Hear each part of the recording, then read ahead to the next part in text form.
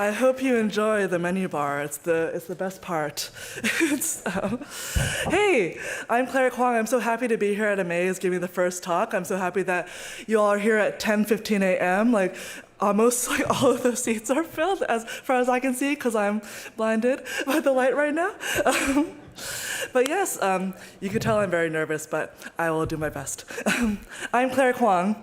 Today I'll be talking about playing with touch and intimacy.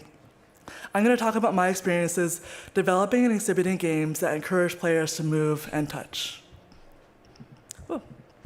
So I'm the sole developer of the game Between, and that's in the Alt Control exhibition right now. Thank you to Paul. Between's a game that uses projection to illuminate the space between two people. And I'll talk more about that later. But first, I'll talk about myself. Between's the most recent game I've developed. I'm an artist and developer from New York City, and I make games that make people move. So I work as a software engineer, but I did a master's degree in computational arts at Goldsmiths, University of London. I took a few classes in game development from my instructor, Phoenix Perry, who introduced me to a lot of these concepts. Most importantly, I got the time and space to make games. And it's really hard to fit that in with work, like full-time work. So hard. 2 years ago, I also got a grant from NYU called No Quarter to develop a new game, which led to creating this, Between. I want to talk about how I got here first. How did I start developing games about touch and movement? So, this is a personal talk. How did I get interested in games about touch? I'm actually naturally really touch-phobic, and I'm shy, and that's a combination of my personality and my background. So I've always been a little bit socially anxious, in case you can't tell right now, right? My family is Chinese, and my parents are immigrants from Hong Kong. When I was growing up, we weren't really big huggers. I don't remember touching them that much at all. So in general, Asian culture tends to be more touch-averse than American or European culture. I also grew up in a suburb. We had a house and a car, and we didn't have to see anybody else. I felt isolated. When I moved to a city, I still felt isolated. In New York, and maybe Berlin, we have the concept of a personal bubble. Even though we have to get physically close to each other, on the subways and the streets, we need to maintain our bubbles to respect others. Society establishes strong boundaries against touching other people. And for good reason, right? People should be respectful. Why would you touch a stranger? So, when I started making art and games, I felt a desire to go against this. Make people move, make people touch, make people uncomfortable. So it's socially acceptable, right, when it's just a game. This way, I could experience things that I couldn't in real life, and I wanted to let other people do that too. When I was coming up with ideas, I first looked at inspirations. What are situations where people touch where they normally wouldn't? First, I drew inspiration from performance art and participatory art, especially from the 60s and 70s. Performance artists staged tense encounters between performer and audience. So this is Yoko Ono's cut piece. She asked the audience to cut pieces off her body, her clothes. She put herself in a vulnerable position, which reverses artist and audience. Here in Berlin, I just visited the Hamburger Bahnhof, or in American, the Hamburger Bahnhof, right? Which has an exhibition by Joseph Beuys, which talks about the concept of social sculpture. Everybody's a sculptor, and everyone's an artist because they make these sculptures, right? So you're a sculptor, right? You're an artist. Of course, you're here in Amaze, so you probably are already. So people also touch when they dance with a partner. Ballet dancers especially, they tell a story with just the movement of their bodies and how they interact with each other. At the end of the ballet, there's a dance called the pas de deux, which is French for step of two. Two dancers move closely with each other to tell the climax of the story. In partner dance, movement and touch are the main methods of communication. Finally, who's played Twister? Okay, lots of people have. It's not just an American game, okay. It's a kid's game where you spin a spinner and it tells you one color and one body part to put on it. Like, put your right arm on the red dot and suddenly you're on top of somebody. So, Twister uses simple rules to create complicated positions. But these positions are constrained by people's bodies and what they're willing to do. So drawing from these inspirations, I thought about what I wanted my games to achieve. These were my design goals. I wanted to make games that encourage movement, encourage communication, and encourage touch. But I had to design my games around some limitations. Limits to technology, phones, projections, web servers, connects, limits of bodies. The human body has physical constraints. I also wanted to design games that most people could access and play. Finally, the limits of social norms and what people are comfortable with. This can be quite challenging when designing games around touch. So some of these limits are possible to move forward or break, and some are not. I'm not going to invent technology that lets you be in somebody else's body, right? But I could encourage you to bend social norms and do something you normally wouldn't. So let's see what I came up with. Then let me take a drink of water because I feel like I'm talking really fast.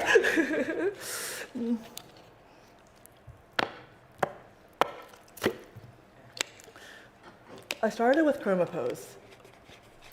This is a game that makes people dance together with their phones. So you go to a website on your phone, and your phone has an accelerometer to detect its position and translate that into a color. The goal is to match your target color with the border, which you can see here. And when you do that, then it changes to a new color, right? And then you can make a new dance position.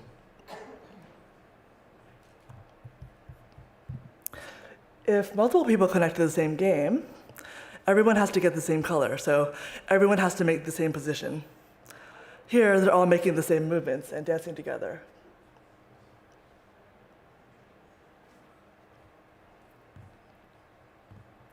I started exhibiting Chroma Pose first at school, then at game events. This is a maze in 2019. I can't believe that was 5 years ago. That was at SEZ, right? The first thing I learned was that people will move. You just have to give them a clear goal that requires them to move their body. I was surprised at how much people were willing to get into weird positions, like getting on the floor. Friends I knew showed different sides of themselves, more playful sides. And people will cooperate. So group dynamics are powerful. If everyone's moving in the same way, it makes it less weird for you to do it too. Cooperating gives people another goal. If one person's already reached the target position, other people can look at them and help them to try to help to reach their position. I was surprised at the social situations this created. People, even strangers, were willing to engage with each other. But no one was touching. So I made interpose. So I wanted to further explore touch and communication. Interpose is a game where you dance face-to-face with a partner. You put your phones back-to-back, and the goal is still to match your target position together, but both players must move a ball into a hole, but one player sees the horizontal and one player sees the vertical. And you can see this is like really hard. So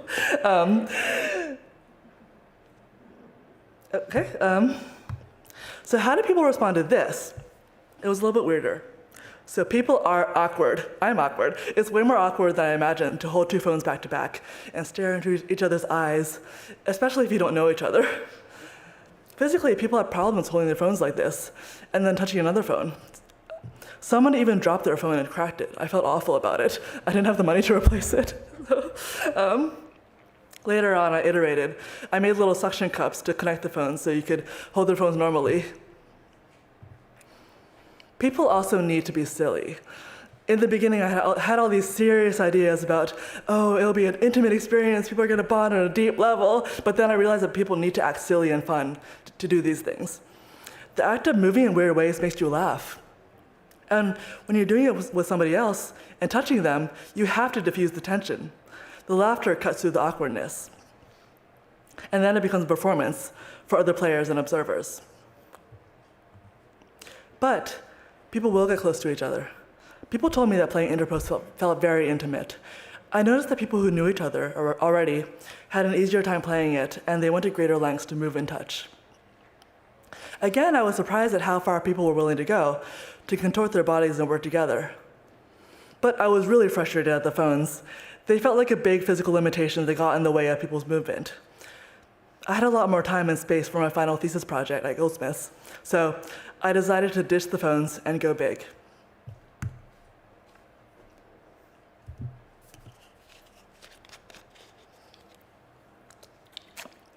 Light touches skin. It's a large-scale installation game. It took up almost a whole room. So people, you can see, they control projections with their bodies, and they have to fill a set of randomly generated shapes, so they end up contorting their bodies into weird positions. I used a Kinect to capture people's bodies and projected their silhouettes back onto the floor. If you can tell, that's me, like 5 years ago, much younger. So if there's more than one person, the shapes scale up, so people must work together to fill them. The title Light Touches Skin refers to the projections against your skin. I made them neon colors with little pulsating dots to make you feel like your skin's crawling, like you're a little octopus or something. I wanted to make an immersive space which lets people move in new ways. So when I finally exhibited this, I noticed that people use their whole body. If Julia is here, so she's at Amaze, she's my friend. This is her. People use their whole body because they didn't have to use their phones anymore. This allowed an expanded range of movement with a much lower barrier of entry. So they could use all 4 limbs, get on the floor, flop around, lie down, somersault. I also noticed that some people avoided each other. Even when the game was cooperative and people had to get close together, people went out of their way to not touch each other. This gets back to society's touch phobia and the desire to give people personal space. It's polite, right? Like to not touch each other? I didn't build touch as a central component of the game. But some people touched.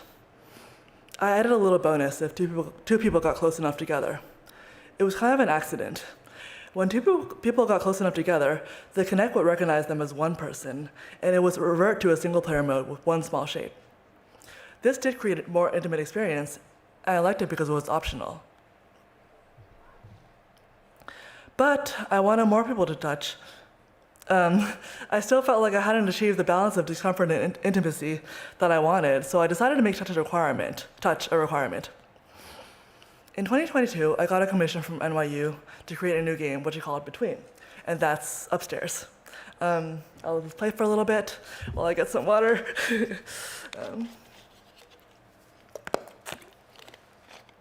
In this game, 2 players sit face to face on a projection.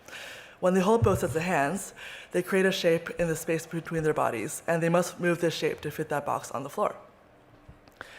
The idea for this game came because I wanted to make an installation for 2 people.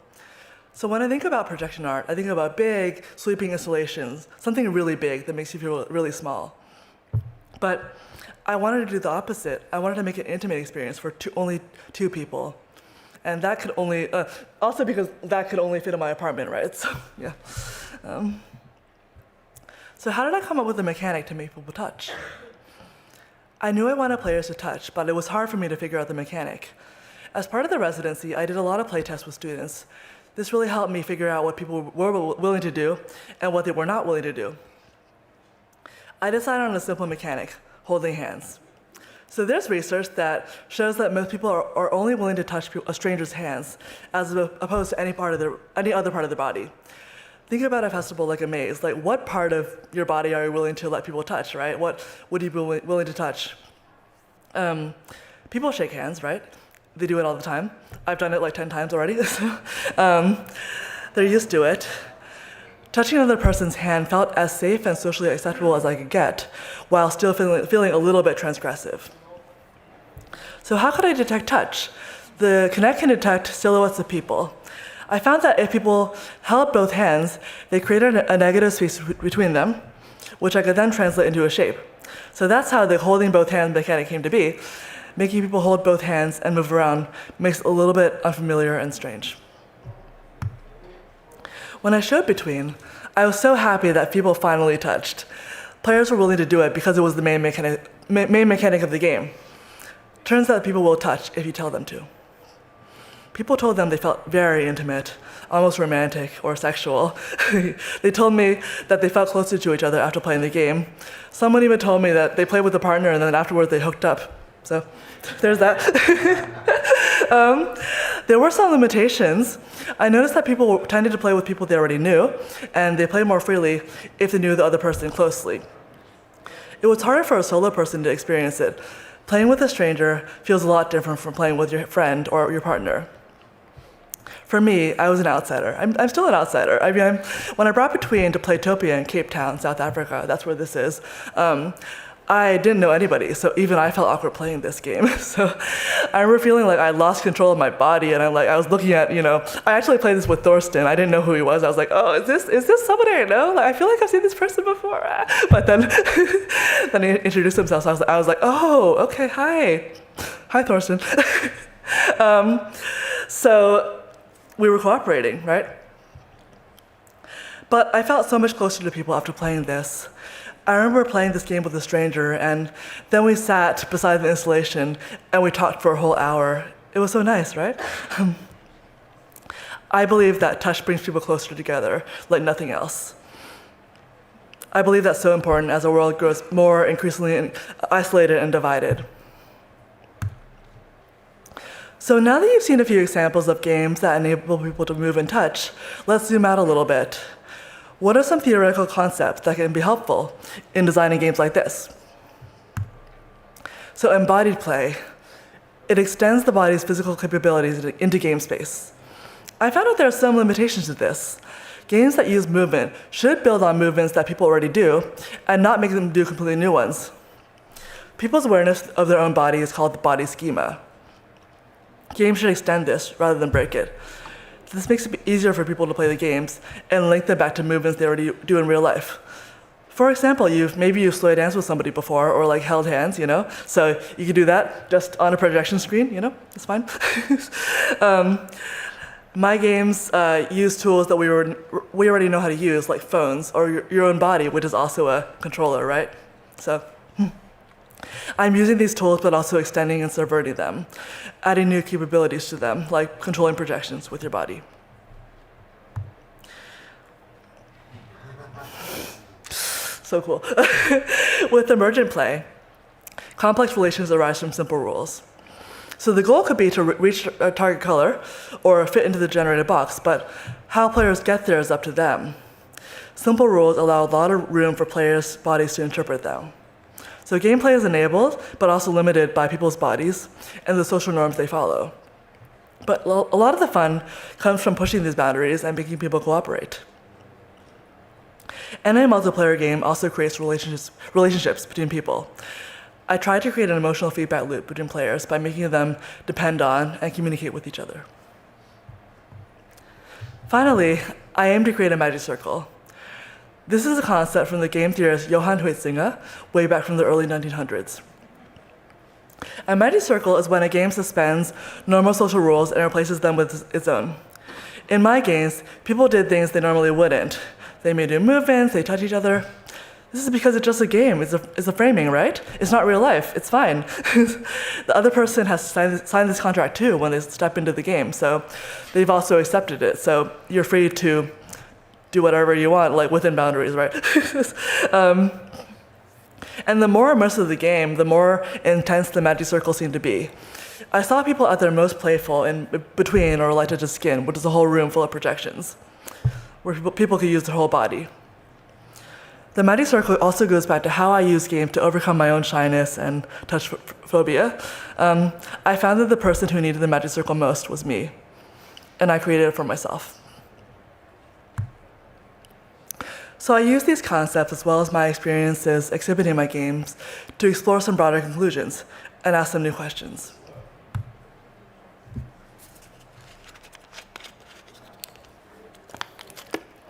Movement is easy.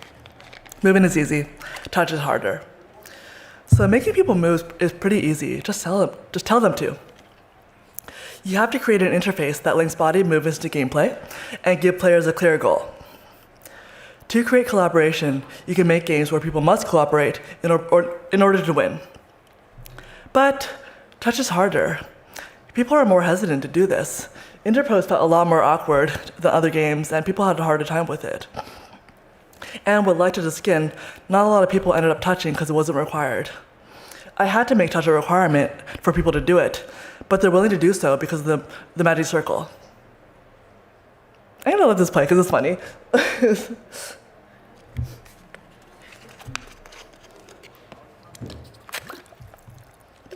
So what does it mean to build touch into a game? People have different relationships to it, different levels of comfort. I really wanted to make people touch each other, but I realized that you just can't force people to do that. You need to design for player consent and communication. Finding the right balance of encouraging touch is really hard. I felt conflict between creating an intimate conceptual game, which could stand as an idea, even if people weren't willing to play it, versus a game where anybody could feel comfortable playing, but might not be as interesting or thought-provoking. So I felt the tension between art and games, right? Art's provocative, and it incites ideas, it makes you uncomfortable, versus games where you feel you have fun, right? Anybody can play it. So in theory, I like the idea of making people uncomfortable, but, being edgy and all that, but in practice, it was difficult. I just didn't have the heart to do it. I'm too much of a people pleaser, and I want people to like my game and like me, right? So, I thought, who is it serving to make people uncomfortable? It's really easy to shock and discomfort people, but it's harder to design for consent and make sure everybody can play. People have to be willing to play your game. It's a collaborative experience between creators and players. I believe that the real art is not my interface, not my game, but people and how they play my games. Also, in an exhibition environment, the game has to advertise itself and draw people in. It has to have a low barrier of entry. So an early idea I had was let's project into a bed. So and two people can lay in the bed and project, right? But who's gonna play that? That really limits the audience. In the end, I settled on hands only, which felt acceptable, but still intimate. How did playing my games make me feel? At the beginning, I talked about my own experience with touch phobia. After thinking about this and building my own games for months and years, I was surprised that when I played with other people, even I felt the friction between intimacy and discomfort, especially with between. I felt so awkward, and I didn't know whether to feel proud of myself that I created a situation that I could feel awkward, or sad that I couldn't get over my own awkwardness. But I felt closer to people once we'd had that experience. I made so many friends because I touched them when they were still strangers. Ultimately, I felt like making and playing these games made me less shy. I'm still shy, but, we're less shy. So touch is hard. Society establishes strong boundaries against touching other people. But through developing these games, I challenged my own boundaries, and I created a space for other people to do that too. Games can expand the possibilities of movement and touch. And touch can bring people together like nothing else can. To finish my talk, I'm going to ask you to consider a few questions. What's your own relationship to movement and touch? How have those feelings been influenced by your culture? Have you ever tried to challenge those boundaries? Could you challenge them by playing games like these? And finally, can you think of any other barriers that we might face? Technological barriers, physical barriers, social barriers. Could you make a game that breaks these barriers? Thank you so much.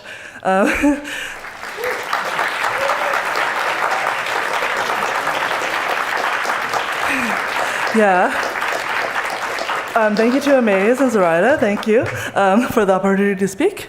I'm Claire Kwong, I'm Claire B. Kwong on Twitter or Instagram. You can find my work there, clairekwong.com. You can play Chroma Pose and Interpose there. You can play Between upstairs. Thank you so much, have a great Amaze.